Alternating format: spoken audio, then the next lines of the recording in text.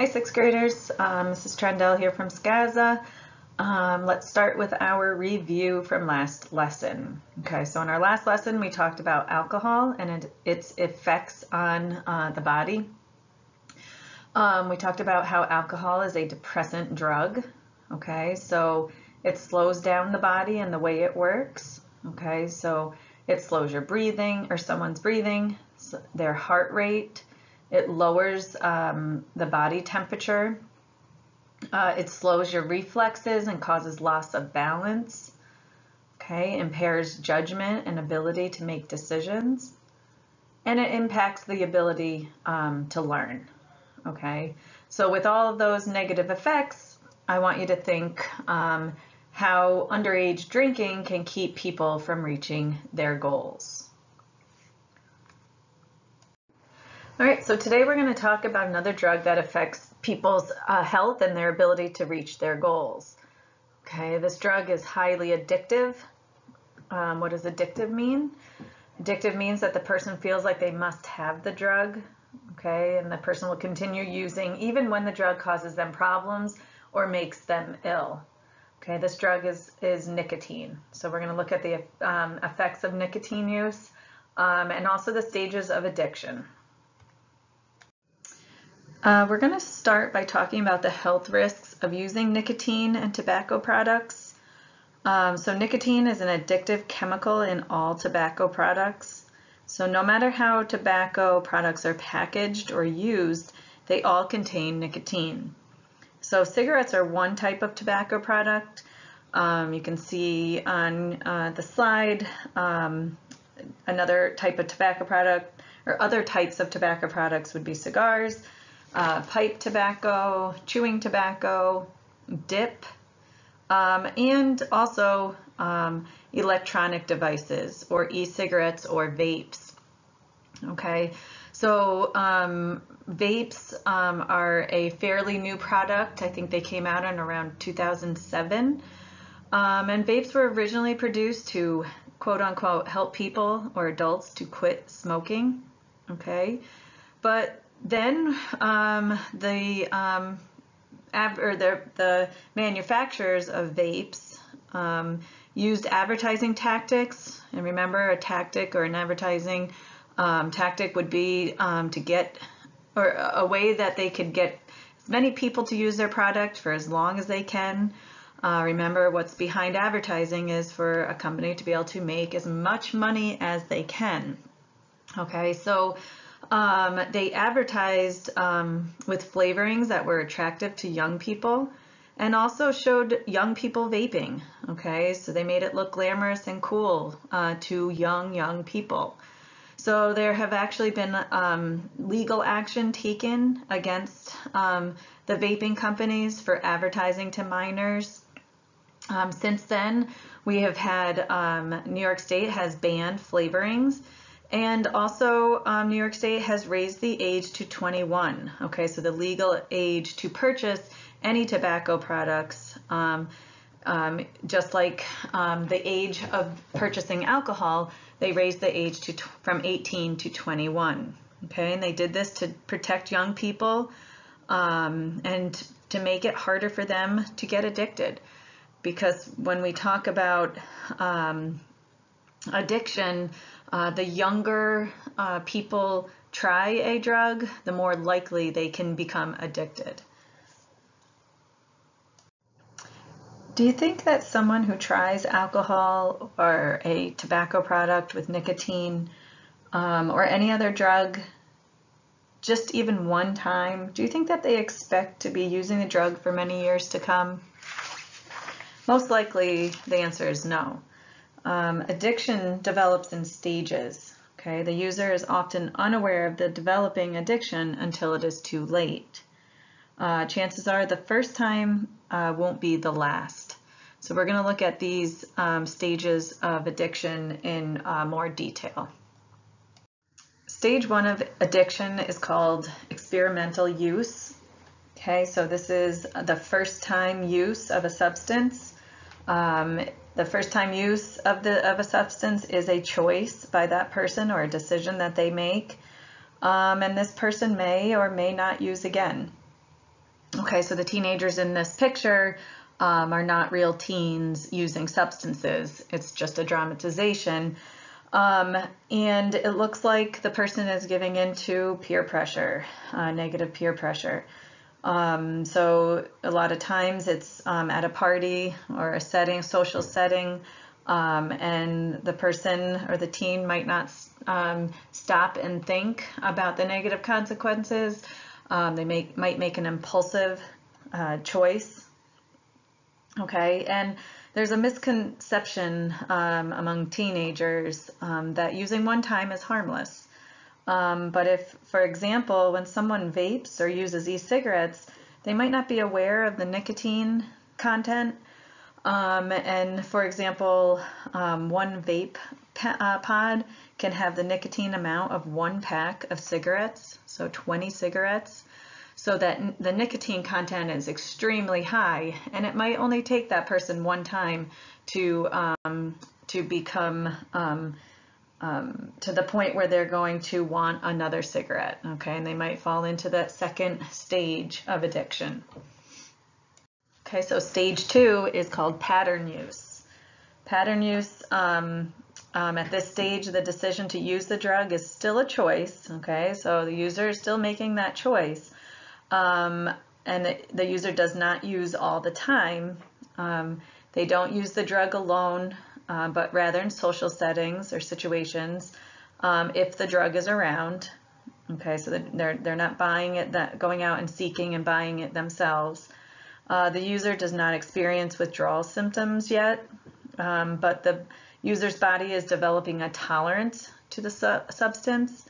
So what does it mean to have a tolerance to a drug? Okay, so a tolerance means that the body will need more of the drug to produce the same effect. The body will begin to need the drug to feel normal. Okay, so pattern use stage, the user will begin needing increased amounts of the drug to produce the same effect as a previous dose. Okay, stage 3 is called problem use. At this stage, the ability to use the drug becomes a primary focus. The user may begin to experience withdrawal symptoms. Withdrawal begins when the user stops taking the drug and starts to experience uncomfortable symptoms without the drug. Okay, so if someone wakes up in the morning and does not have the drug, they might start to feel those physical symptoms. And these withdrawal symptoms differ depending on the type of drug used. Some withdrawal symptoms might be a headache, nausea, anxiety, sweating, insomnia, or not being able to sleep, or decreased appetite. So nicotine dependence may cause a user to experience severe headaches or irritability when they aren't using. So this is when the drug user will do what is necessary to get that drug to stop those symptoms from happening. In this problem use stage, normal behaviors start to change. Activities like sports and academics become less important. Relationships and friendships start to suffer. The user will start to spend more time with other people who have the drug and less time with their old friends. Okay, and the drug begins to run the user's life. Okay, so this leads us to stage 4, which is addiction. At this stage, the desire to find and use the drug is all the person can think about, okay, despite the negative consequences of its use. Okay, drug use is no longer a choice. The cravings become so strong that the user must have the drug on a regular basis just to feel normal. Depending on the drug, physical changes like weight loss or tooth decay develop, and addicted users may turn to risky behaviors like stealing or doing whatever it takes to get money to feed their addiction. Next, we're going to take a closer look at the nicotine or effects of nicotine use. We're going to, on the next slide, play a game called a health gamble. Okay, so In this game, you're going to build a story of a teenager that became addicted to nicotine. So on the left part of this slide, the first page, this is a copy from the workbook that goes along with our curriculum. And although you do not have the workbook, we're still going to be able to do this activity. Okay, so you're going to need a sheet of paper. And if you have a die available, that would be great. If not, you do not need one. Okay, what I would like you to do is pick one of the characters. Okay, so either Carlisle or Darcy, and write their name on the top of your paper. Okay, and then you're going to write, just like they have here, you're going to write role 1, short-term goal, role 2, activity, social activity, role 3, future life goal. So as you go down the paper, okay, role 4, short-term effect, role 5, social consequence, and role 6, tobacco-related disease. Now, when you go back to number 1 or role number 1, what I want you to do is look on the right side of the slide. This is your activity grid. Okay, and it contains, on the right side of the grid, it contains the negative effects of tobacco. So we have short-term effects, we have social consequences, and we have tobacco-related diseases such as heart disease, bronchitis, lung cancer, emphysema. Okay, just a few. In the first part of that activity grid, we have typical teenage short-term goals, social activities, and future life goals. So when you roll your die for the first time, number 1 roll, if it lands on a 2 and you're under the column roll 1 short-term goals, you would write down for your character, learns how to swim the butterfly stroke. Okay. If you do not have a die, you're just going to pick one of those 6 short-term goals, and you're going to write it on your piece of paper under roll 1 short-term goal. Then you're going to roll again for social activities, roll number 2, okay? Or you're going to pick between those 6 social activities. You're going to write it on your piece of paper under social activity. Okay, so you're going to go through and do that for 6 rolls for those 6 categories. And when you're done, I want you to answer the questions on the bottom.